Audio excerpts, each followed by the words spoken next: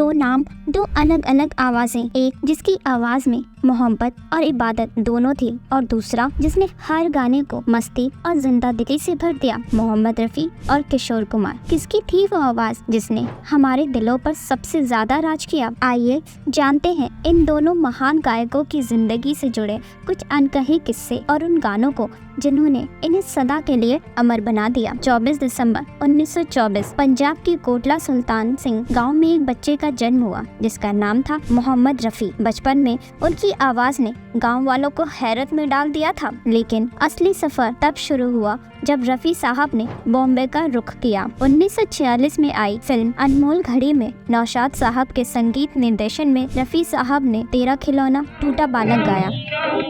तेरा खिलौना टूटा बालक, तेरा खिलौना टूटा, तेरा लेकिन खिलौना पहचान मिली टूटा 1948 में जब फिल्म मीला का गाना ये जिंदगी के मेले रिलीज हुआ। जिंदगी के मेले, ये जिंदगी के मेले, दुनिया में कम न होंगे, अफसोस हम न होंगे। इसके बाद तो जैसे संगीत की दुनिया रफ़ी के सुरों की दीवानी हो गई। रफ़ी साहब की आवाज ने हर तरह के गाने में अपनी पहचान बनाई, चाहे वो रोमांटिक गाने हो, दर्द भरे नगमे हो या फिर देशभक्ति की गीत। चौधरी का चांद, तेरी प्यारी प्यारी सूरत को, क्या हुआ तेरा वादा और ओ दुनिया के रखवाले जैसे गानों ने उन्हें संगीत की बुलंदियों तक पहुंचा दिया। अब बात करते हैं उस कलाकार की जिसका हर गाना मस्ती से भरपूर होता था। 4 अगस्त 1929 को मध्य प्रदेश के खंडवा में जन्मे आभास कुमार गांगुली, जो आगे चलकर किशोर कुमार बने, वो अभिनेता बनने का सपना लेकर बॉम्बे आए थे, लेकिन उनका गायक बनने का सफर काफी दिलचस्प था। किशोर दा ने 1948 में फिल्म जिद्दी में मरने की दुआएं क्यों मांगू गाकर शुरुआत की थी। वो दुनिया अब ख्वाहिशे दुनिया कौन करे, कौन करे, मरने की दुआएं क्यों मांगूं। लेकिन असली पहचान 1969 में फिल्म आराधना से मिली, जब उन्होंने रूप तेरा मस्ताना और मेरे सपनों की रानी गाया। मेरे सपनों की रानी कब आएगी तू, आए रुत मस्तानी कब। किशोर कुमार की आवाज में एक अलग जादू था जिसने हर दिल को छू लिया। किशोर दा के कुछ ऐसे गाने हैं जो सदाबहार हो गए। जीवन के हर मोड़ पे, पल पल दिल के पास, जिंदगी एक सफर है सुहाना, तेरे बिना जिंदगी से कोई शिकवा नहीं, तेरे बिना जिंदगी से कोई शिकवा तो नहीं। उनकी आवाज में एक मस्ती, एक आजादी थी जो लोगों को खास तौर पर पसंद आई। बॉम्बे में दोनों का सफर आसान नहीं था।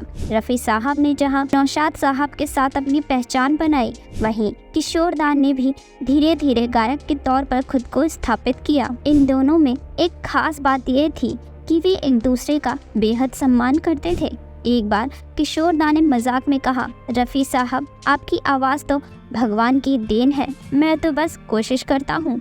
रफ़ी साहब ने भी मुस्कुराते हुए कहा, किशोर भाई आपके गाने में जो मस्ती है वो मेरे गानों में नहीं। दोनों की यही दोस्ती और आपसी इज्जत इंडस्ट्री में हमेशा के लिए यादगार बन गई। 1960 और 70 का दशक मोहम्मद रफ़ी और किशोर कुमार दोनों की करियर के लिए सोने की चिड़िया साबित हुआ।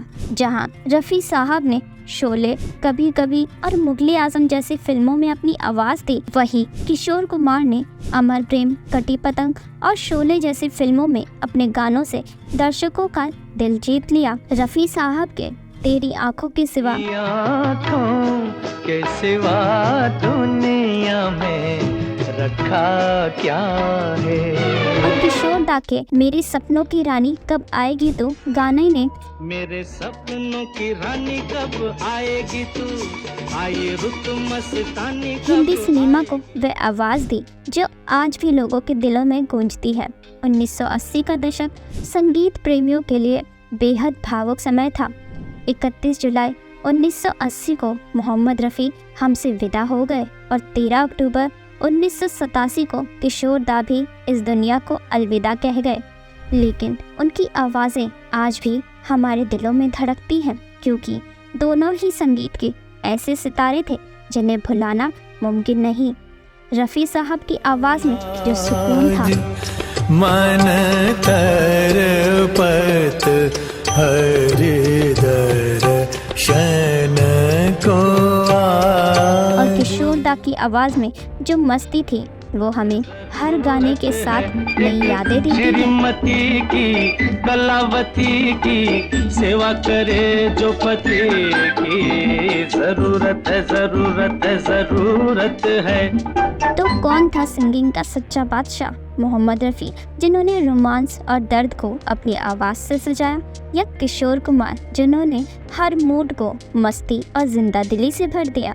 शायद इसका फैसला हम कभी नहीं कर पाएंगे, क्योंकि दोनों ही हमारी संगीत की धरोहर है। रफ़ी साहब की मोहब्बत या किशोर कुमार की मस्ती, ये संगीत का वो खजाना है जो हमें हमेशा प्रेरित करता रहेगा। दोस्तों, अगर आपको ये कहानी पसंद आई हो तो हमारे चैनल अनसुने किस्से को सब्सक्राइब करें और कमेंट में बताएं कि आपके दिल के करीब सबसे ज़्यादा कौन है, रफ़ी साहब या किशोर दा। मिलते हैं अगली कहानी में।